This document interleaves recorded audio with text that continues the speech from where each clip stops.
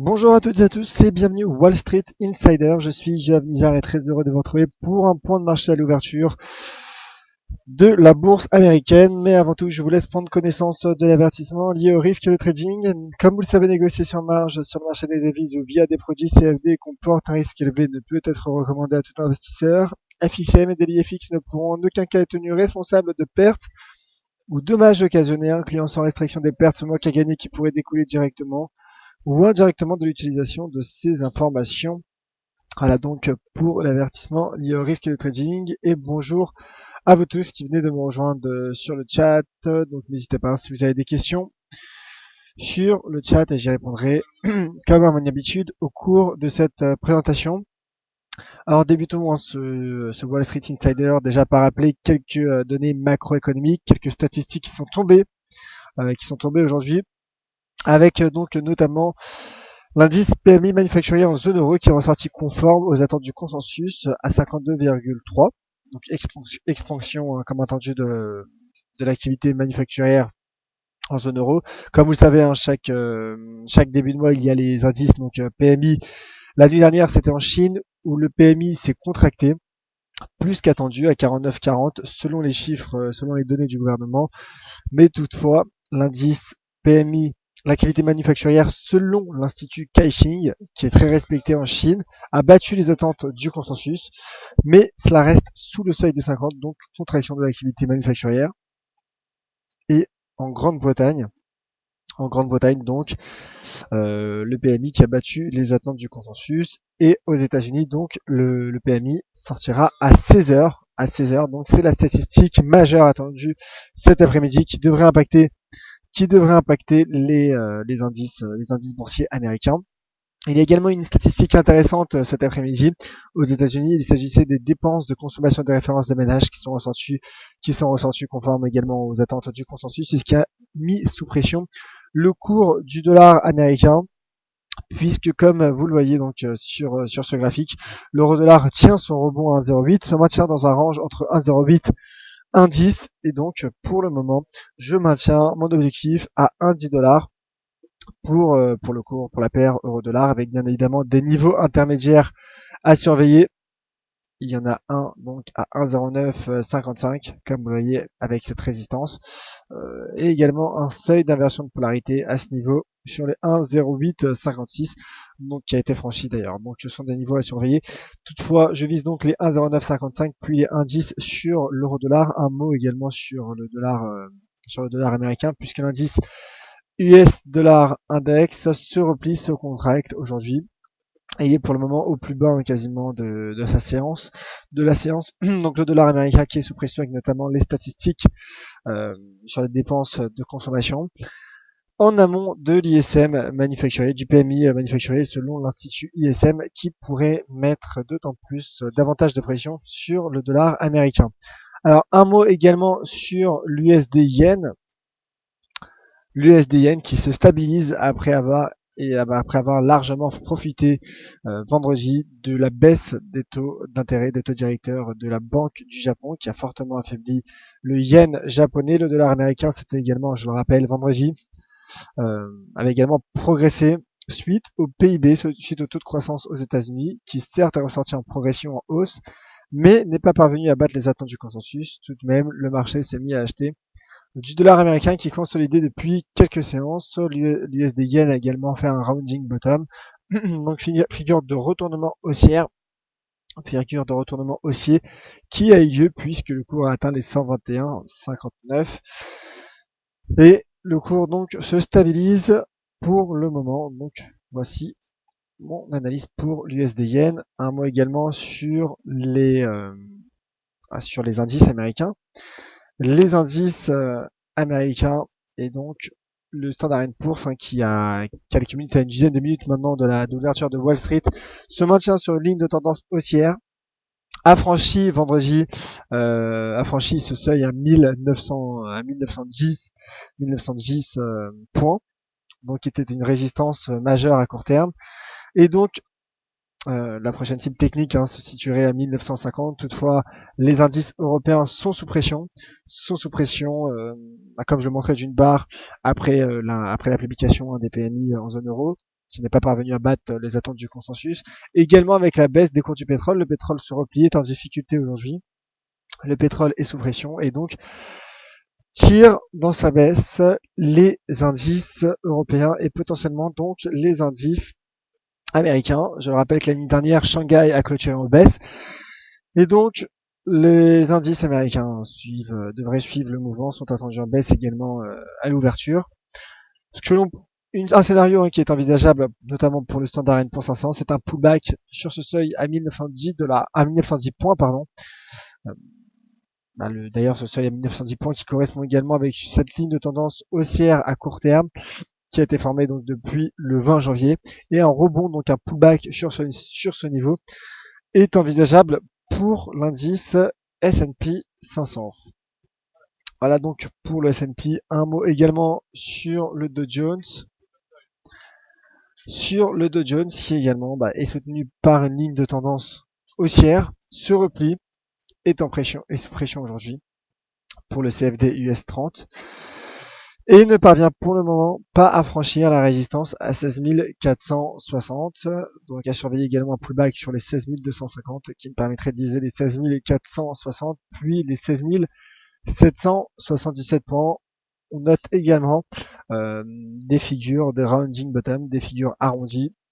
Toutefois, voilà, il y a une ligne de coup à 16 460 qui n'est toujours pas franchie pour le moment et qui est à surveiller donc pour l'indice américain. Alors, vous êtes nombreux sur le chat à me saluer, donc je vous en remercie. Bonjour Rob, bonjour Noël Clément, que j'en profite pour remercier Noël Clément qui nous a fait le plaisir d'être venu vendredi dans nos locaux notamment pour des conférences en ligne. Donc salut Noël. Bonjour François, Bruno, Alex également. Alors justement une question de la part de François sur le DAX. Bonjour, que faut-il faire sur le DAX pour l'après-midi? Très bonne question, mon cher François. Écoutez, les indices européens sont sous pression, comme je l'expliquais, le CAC 40 et le DAX notamment qui sont en baisse. Alors d'ailleurs, le DAX qui perd 1,09% au moment où je vous parle. Et donc, alors le cours du DAX qui est sur support. Sur un support à 9687 qui est un pivot à court terme. C'est un niveau qui sert de support moyen terme. Le DAX semble rebondir en H1, semble rebondir sur ce support, donc qui pourrait permettre à l'indice allemand de relever la tête en fin de séance et d'atteindre les 9745. Toutefois, la dynamique est baissière en intraday bien évidemment. À moyen terme, ça reste latéral. Toutefois, comme je le montrais sur les indices américains, il y a des rounding bottom qui commencent à prendre forme. On sait qu'il y a une corrélation entre les marchés, intramarchés, entre les différentes bourses. Donc pour le moment, le cours teste un pivot. C'est la raison pour laquelle, en cas de cassure, je viserai les 9500 points pour le cours du DAX. Toutefois, si ce rebond se confirme, donc je viserai à court terme les 9745. Et si ce rebond se poursuit dans le temps, je viserai également les 9880, puis les 10 000 points pour le DAX, pour l'indice allemand. Voilà mon cher François. Autre question de la part de visiteurs sur le chat, et ça concerne le cours du pétrole. Visiteur qui demande mon analyse pétrole. Écoutez, déjà, ce que je vous invite à faire, mon cher visiteur, c'est de retrouver le Commodities Market Report de ce matin qui est en ligne sur notre chaîne YouTube. Toutefois, le cours du pétrole se replie ce matin, est sous pression sous les 34,15, mais il ne parvient pas à franchir le seuil à 32 $. Seuil à 32 $, donc qui est un seuil à court terme majeur.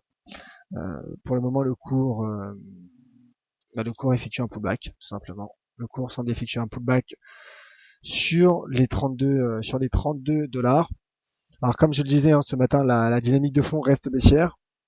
Les fondamentaux sont également fragiles, malgré des discussions en cours entre pays exportateurs de pétrole visant à trouver un seuil plancher de production qui a soutenu les cours du pétrole. Et je maintiens donc mon objectif long terme, pour le moment en tout cas, mon scénario long terme d'un rebond pour se rapprocher des 40, 45, mais ça reste bien évidemment euh, risqué d'acheter du pétrole. Le pétrole, donc comme je disais, qui est sous pression aujourd'hui également. Euh, donc à surveiller. Toutefois, le cours, comme j'ai expliqué également ce matin, teste cette ligne verte, donc qui est une ligne étendue, un support dynamique qui sert à présent de résistance. Donc seuil d'élévation de polarité formé depuis janvier 2015 et donc le cours qui, en tout cas en cas de franchissement de cette ligne, de ce seuil d'inversion de polarité, le rebond serait confirmé et l'on pourrait viser les 37,50 pour le cours du pétrole. Mais comme je disais et je le répète, c'est risqué aujourd'hui d'acheter du pétrole. Question de la part de Fred. Bonjour Yoav, GBP USD, j'attends que GBP remonte sur le haut de mon canal sur 1,4410 à peu près. Qu'en penses-tu? Alors malheureusement, je ne vois pas votre graphique, mon cher Fred. Je ne sais pas si vous l'avez posté ou s'il y a toujours un problème sur le chat. Toutefois, ce que j'en pense sur le GBP USD, donc n'hésitez pas, Fred, à me le reposter. En tout cas, pour le moment, rien n'apparaît. Pour le GBP USD, écoutez, pour l'instant, nous sommes dans un range, un trading range. Il y a rebond sur les supports intermédiaires à 1,4230, puisque le range se situe entre les 1,4370 et 1,41. Donc, pour le GBP USD, je vise en effet les 1,4370. Je vise une remontée à court terme sur la partie supérieure de ce canal, de ce range, pardon. Peut-être même, c'est peut-être ce canal dont vous parlez, hein. Peut-être que l'on a le même, mon cher Fred. Donc, en effet, en tout cas, je vise un retour sur ce niveau qui en effet pourrait me permettre de passer à l'avance à court terme. D'ailleurs, puisque nous sommes écoutés également par Noël Clément, si Noël veut nous donner son avis peut-être sur le GBP USD. En tout cas, pour ma part, je vise un rebond. Donc je vise la poursuite de ce rebond sur les 1,4370 pour le GBP USD. À long terme, je reste baissier, notamment en raison des fondamentaux et de la divergence de politique monétaire entre la Fed et la Banque d'Angleterre. D'ailleurs, la Banque d'Angleterre interviendra jeudi. Et donc la livre sterling pourrait être en difficulté jeudi. Et on verra si justement avec cette hausse des volumes, ces supports, donc à 1,4230 et 1,41, seront cassés ou non. Voilà donc pour le GBP USD, mon cher Fred, et c'est donc le même canal. Nous avons donc bien le même canal, donc en effet à surveiller. D'ailleurs, hein, ce canal qui peut faire, qui rejoint un peu ce que je disais, notamment sur mon analyse long terme. Le canal, ce canal hein, peut également être un drapeau tout simplement de continuation, donc qui permettrait de viser une sortie par le bas pour viser la cassure des 1,41 à moyen long terme pour le cours du câble. Question de la part de Eurodoll. Bonjour, avez-vous déjà parlé de l'euro-dollar? Quel est votre pronostic suite aux annonces? Oui, mon cher Eurodoll, j'ai déjà parlé du dollar, mais je refais un point puisque vous me le demandez. Écoutez, sur l'euro-dollar, ça se maintient sur le range 1,08, 1,1060. Donc pour le moment, il y a un rebond qui est validé sur les 1,08. C'est la raison pour laquelle je vise les 1,0955 puis les 1,10 dollars sur la paire euro-dollar à moyen terme. Alors en effet, le dollar américain, comme je le disais également, pour être complet sur ma réponse, suite aux annonces a été mise en difficulté suite aux dépenses de consommation qui sont ressorties conformes aux attentes, qui ne sont pas parvenues à battre les attentes du consensus. Toutefois, dans une trentaine de minutes, dans 30 minutes, il y aura la publication du PMI américain selon l'Institut ISM, qui est très attendu et qui est la statistique majeure à ce jour. D'ailleurs, j'en profite pour vous rappeler qu'à 16h, il y aura le point de marché avec Professeur Forex sur le positionnement des banques sur le Forex. Donc, je communiquerai également sur mon Twitter concernant cette annonce a priori. Voilà donc, mon cher Eurodoll.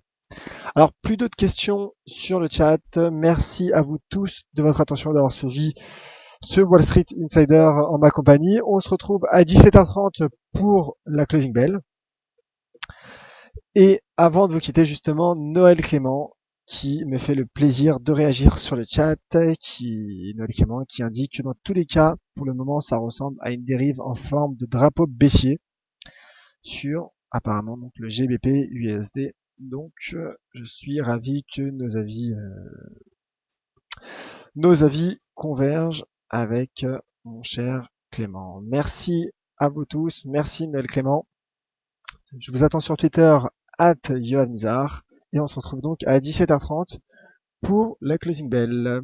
Très bon après-midi, soyez prudents sur les marchés et bon trade à vous tous. C'était Yoav Nizar pour le Wall Street Insider.